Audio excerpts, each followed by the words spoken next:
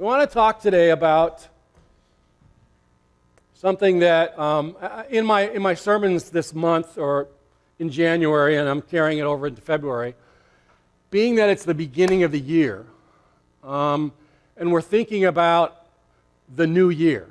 You know, what's it going to be like this year? What am I going to do this year? How am I going to be different this year? And I know it's February, but the Peloton commercials are still going. And so are the Weight Watchers and, you know, all that stuff, because they're holding out for those people who are still going, yeah, maybe I should, maybe I shouldn't. I know it's February, it's not January. But we're thinking about new things. What's it going to be like this year for me? And I want to challenge us today with another thought about that, about this year. And my challenge for us is, the Bible calls us to be people of faith. We are people of faith. We are people who believe that what God says He will do, He will do. Even when it seems impossible, we still believe that. We are called to be people of faith. So my question is, this year, how will we act on being people of faith?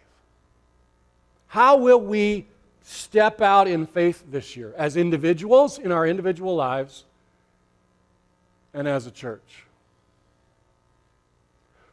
All right, so what does that look like, though? What are the marks of a person who has faith in their lives?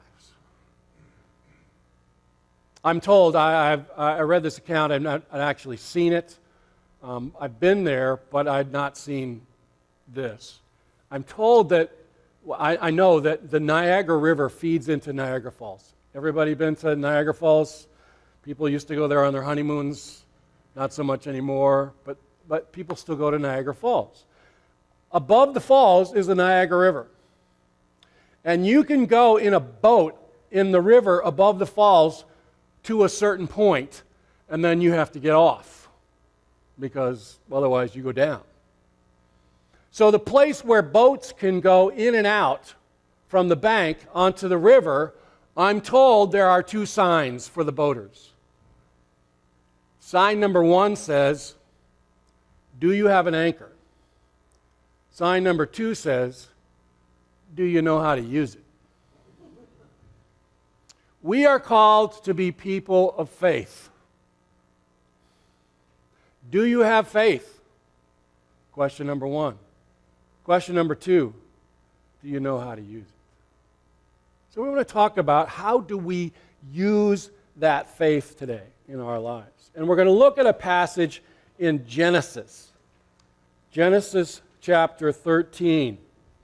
Genesis chapter 13. And I want to give you some background before we dive into this passage as we talk about Abram. And he's actually, at this point, he's not called Abraham yet. He's still called Abram. His name gets changed later on. So it's not a misprint. This is the guy who became Abraham. But he's now called Abram. Now, if you know the story, God had come to Abram with a promise. The promise would be, if you leave the land where you are, take all your family and all your stuff, and go to a certain land, if you go to that land, I will make you the father of a great nation, and you will be blessed beyond belief. And so Abram, being a man of faith, decided to do what God wanted him to do, to go to a place he had never been before, uproot everything that he had where he was, go to this new land, and believe the promise that God said that he would be the father of a great nation. So he did, and he moved 1,000 miles to that place that he had never been. Now, when he got there happened to be a famine in the land of Canaan, which becomes Israel, that area. There was a famine. So they have to go somewhere else. And if you remember the story of Joseph, when there was a famine in the land, where did people in the area go to? They went to Egypt. Well, that's where Abram went. He went to the land of Egypt. And while he was there, they were good. They were okay. Except, see, Abram's wife, Sarah, she was known as Sarai at this time. The Bible says she was really good looking. She was very attractive. She was quite beautiful. And on his way to Egypt, Abram got a thought. What if they look at my wife and they think, we want her to be our wife, and we're going to get rid of this guy who's her husband so that we can take her to be ours. So he was afraid of that. And so he said to his wife Sarah, he said, when we get to Egypt, here's what I want you to do. I want you to tell them that I'm your brother, not your husband. And then they won't kill me if they want to take you to be their wife. So they get to Egypt, and exactly what he was afraid of happened. That the Pharaoh found out about Sarai and how beautiful that she was. And he took her to be his wife without knowing that she was already married, because Abram had lied and then she had lied so that he would be safe. Well, God did some things to remedy the situation. The Bible says that he sent down some judgment, some curses upon the Pharaoh of Egypt. And the Pharaoh, after a while, got the message something's going on, and he figured out that it must be having something to do with their God. And then he was able to determine that Abram was already married, and he had brought this woman into his house to be his wife, and God was doing this to him. And so he basically said to Abraham, what is the deal? Why did you do this to me? Get out of here. Take your wife and go back to where you came from. And so he did.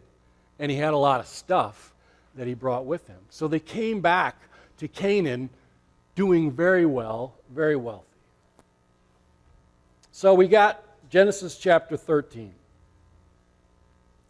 So Abraham went up from Egypt to the Negev with his wife and everything he had, and Lot went with him. Lot is Abram's nephew. Abram had become very wealthy in livestock and in silver and in gold. From the Negev, he went from place to place until he came to Bethel, to the place between Bethel and Ai, where his tent had been earlier and where he had first built an altar. And there Abram called on the name of the Lord. Now Lot, who was moving about with Abram, also had flocks and herds and tents, but the land could not support them while they stayed together, for their possessions were so great that they were not able to stay together. And quarreling arose between Abram's herdsmen and the herdsmen of Lot. The Canaanites and the Perizzites were also living in the land at the time. So Abram said to Lot, let's not have any quarreling between you and me, or between your herdsmen and mine, for we are brothers. Is not the whole land before you? Let's part company. If you go to the left, I'll go to the right. If you go to the right, I'll go to the left. Lot looked up and saw that the whole plain of the Jordan was well watered, like the garden of the Lord, like the land of Egypt, toward Zoar. This was before the Lord destroyed Sodom and Gomorrah. So Lot chose for himself the whole plain of the Jordan and set out toward the east. The two men parted company, and Abram lived in the land of Canaan, while Lot lived among the cities of the plain and pitched his tents near Sodom. Now the men of Sodom were wicked and were sinning greatly against the Lord.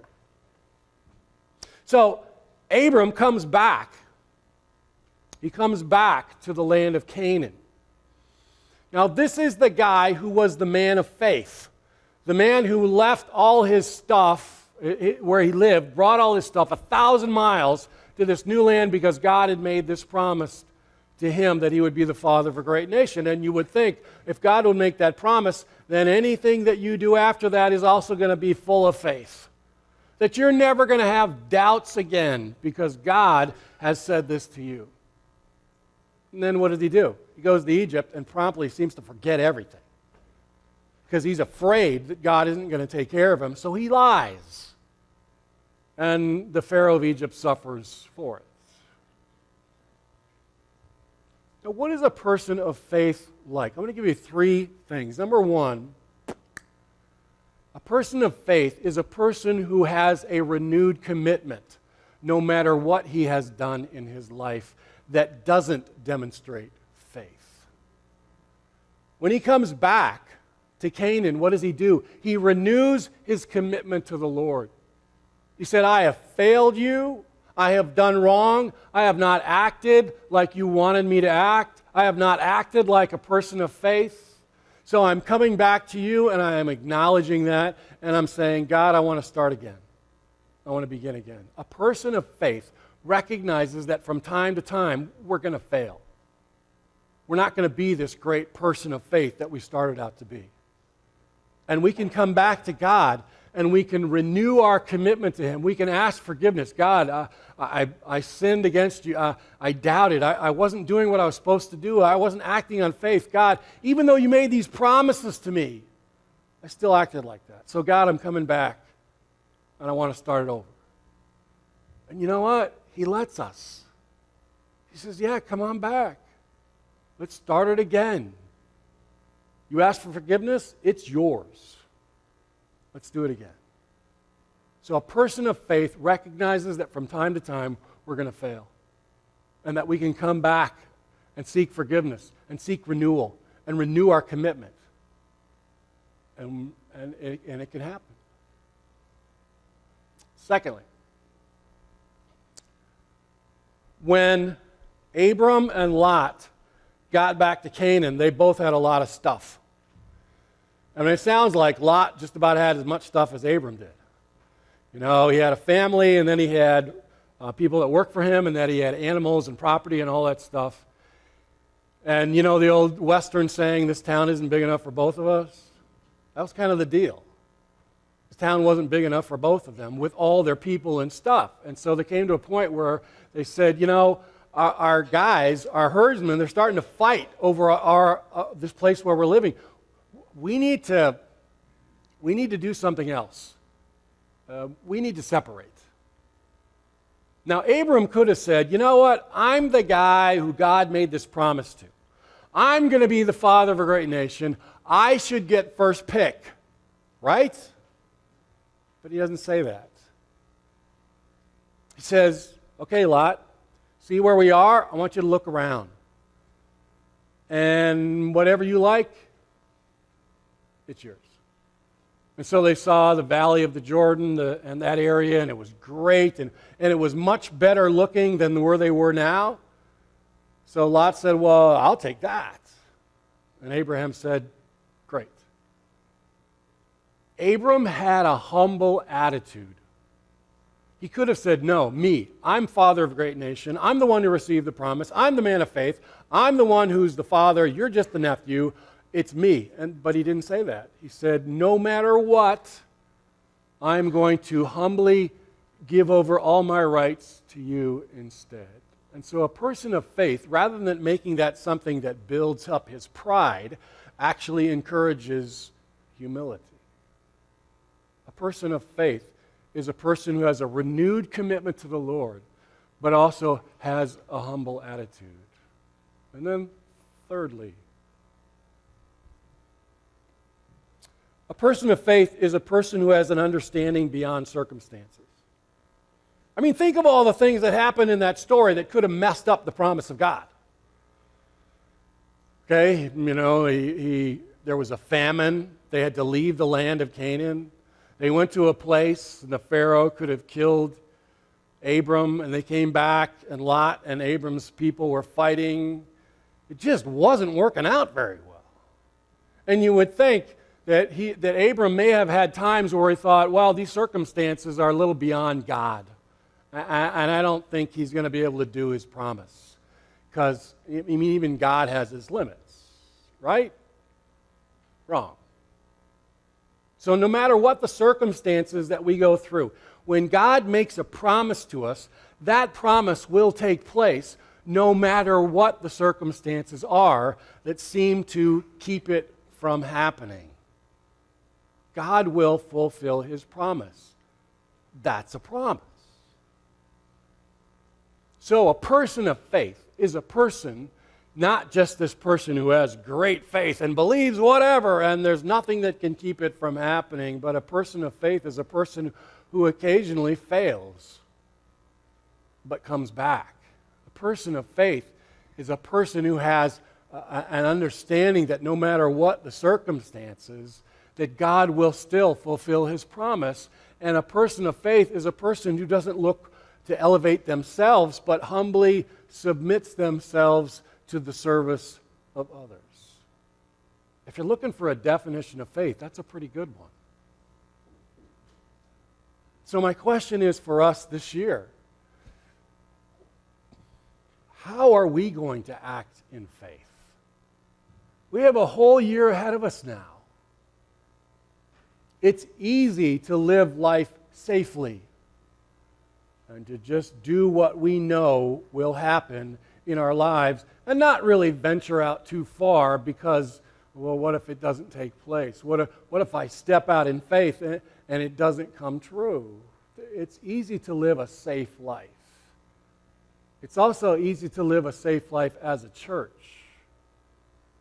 What are we as a church going to do this year that demonstrates faith?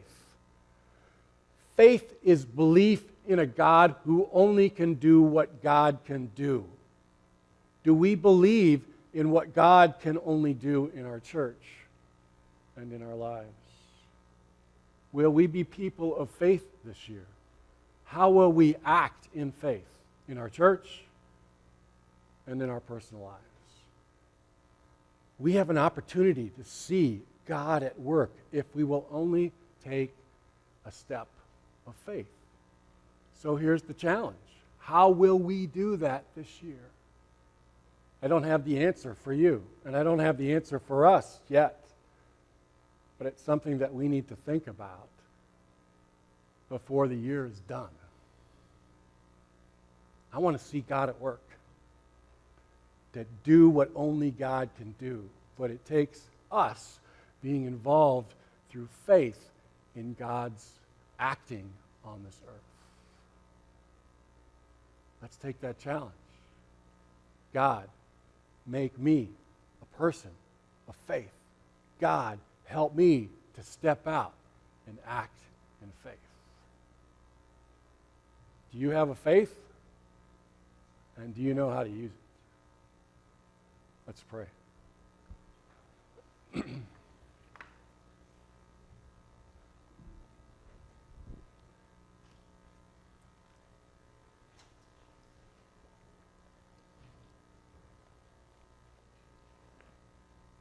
Lord, I thank you for involving us in the carrying out of your will in this world. Lord, I thank you that we can be involved as people of faith who step out and believe your promises. Say, God, what is it you want me to do? What do you want us to do? God, we want to step out and see you at work through us. So we're going to trust in you. We're going to believe in what you have told us in your word. And we're going to act on it to see what only you can do done this year. Lord, involve us in that through faith. Involve us in that through prayer. As we look forward to these 21 days of dangerous prayers, Lord, move in us, act in us, change us as we step out in faith. Lord, find us people of faith this year. In Jesus' name, amen.